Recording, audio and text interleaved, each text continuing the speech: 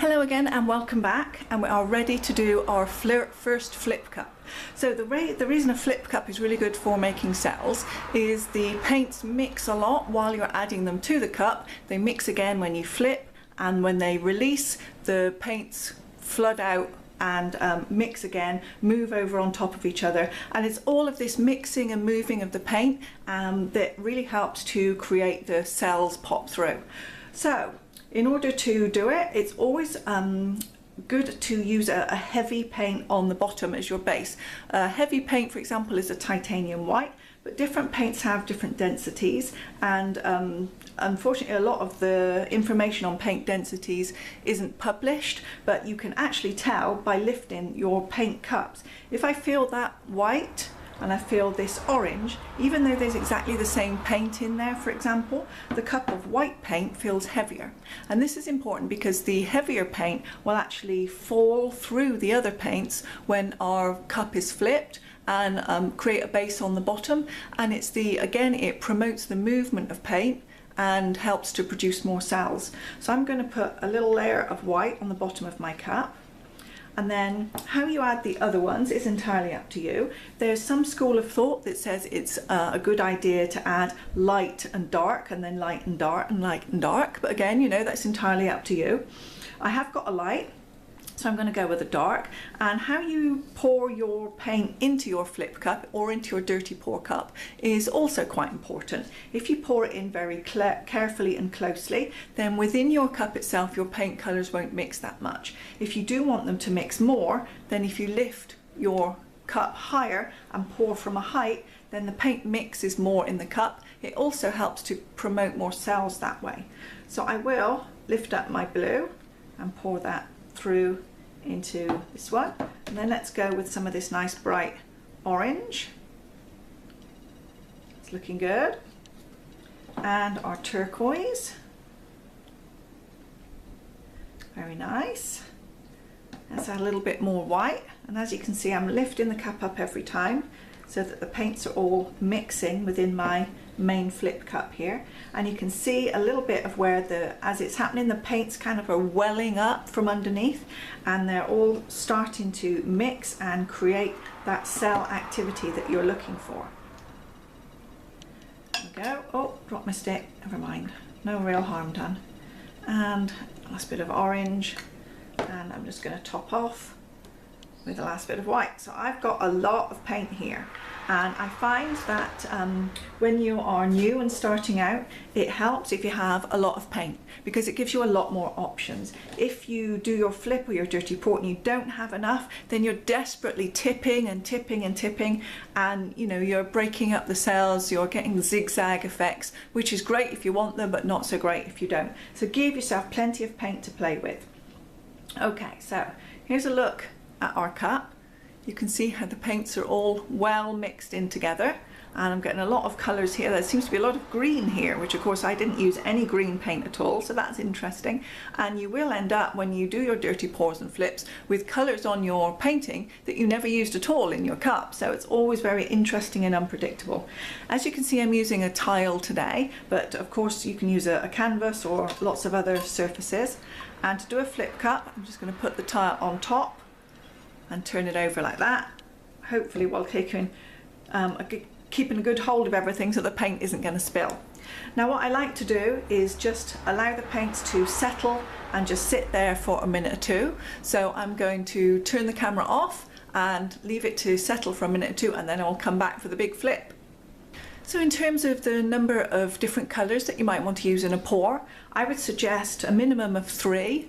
And when you're starting out, probably no more than 4 or 5, because the more colours you have, the more you mix them, the more you might get unexpected results. So I've got 4 here, just to so I'll be able to show you exactly how the paints are mixing, and maybe that we'll end up with not much orange or not much blue, and it's quite unpredictable. So don't be surprised if we lift this up and it looks nothing like we've got here on the side. So I've got these here as our reference, so we see when we lift up our flip cup. Let's see what happens.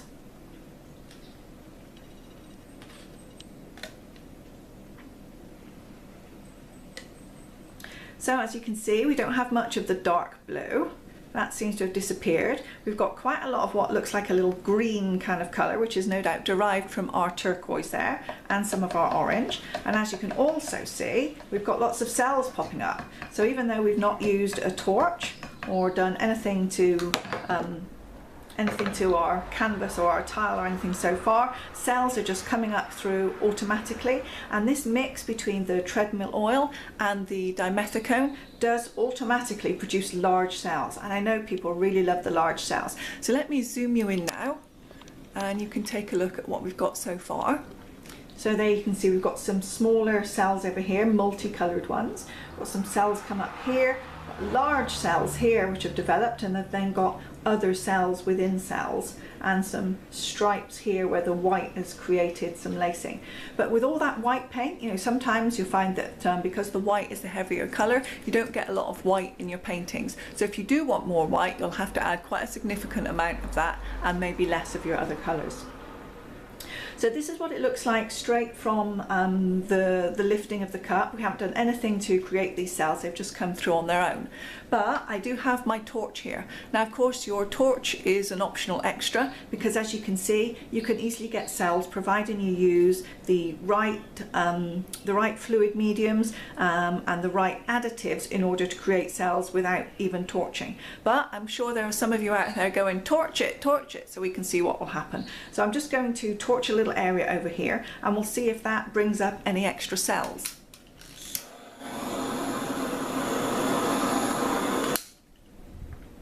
So as you can see, it did move the paint around. We did get a few extra cells and some smaller cells come up in a little line just here. And again, torching can be a little bit unpredictable. So sometimes you can add the torch and the whole thing will just explode with cells, and other times you do it and not very much. So, you know, it's an unpredictable medium that we work with. So embrace the unexpected.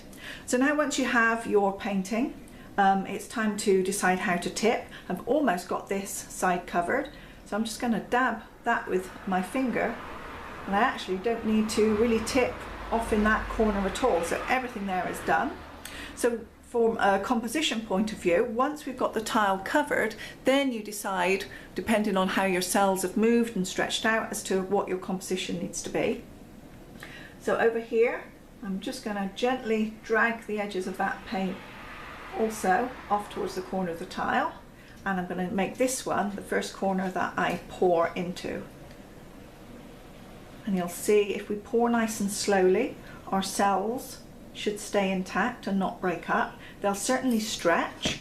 So as we move the paint, and I'm going to pour it over into this corner next, as we move the paint and we tip some off the surface of our tile, the remaining paint stretches out in order to cover the surface.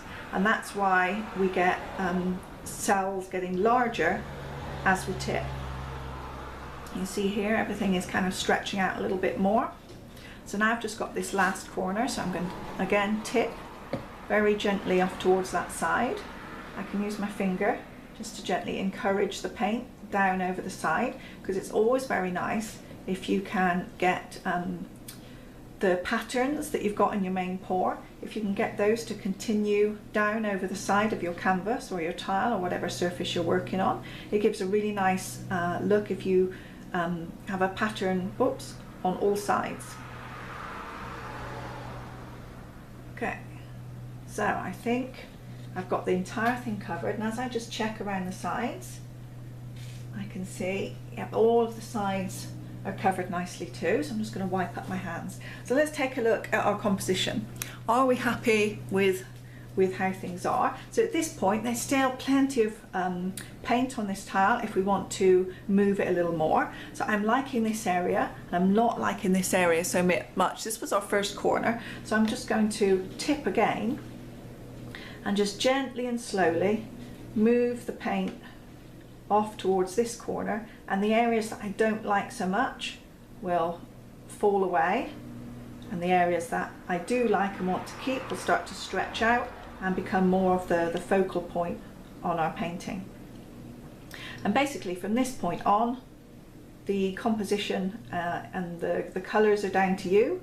You do what seems good to you, but you do need to think about having a certain minimum amount left of paint on your canvas. You obviously don't want to stretch so far that your paint starts to get really, really thin, and then you can see your canvas through the paint.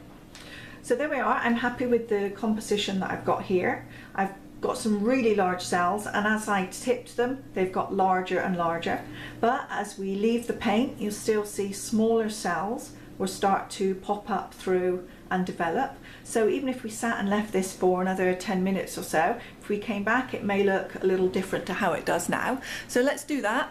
I'm just going to put the video now on time lapse, and we'll look over the next few minutes and see if anything else develops in our painting.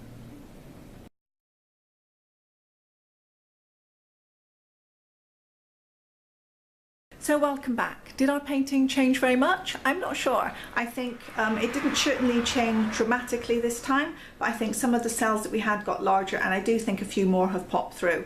And again, it's unpredictable. You may get more or less changes over time.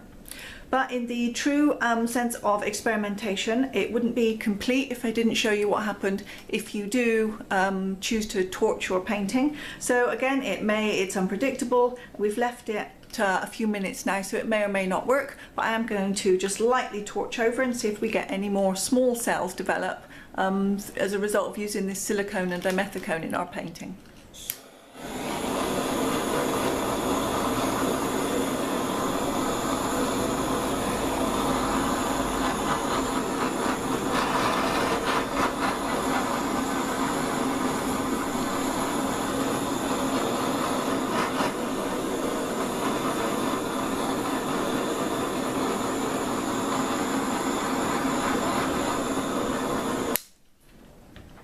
So certain areas of the painting certainly reacted more than others. I think an area here, and certainly in this area here, I got more cells and a little bit just there. But experiment and have fun with it. I've shown you at least that if you use the right materials and you mix your paints to the right consistency, that you can create cells without the need for a torch. But you can even create cells without the need for those additives, but certainly it's a lot more difficult. So I hope you find these videos and the guide useful, and I hope you will pop into the Acrylic Pour Facebook group, and please do share your success very soon.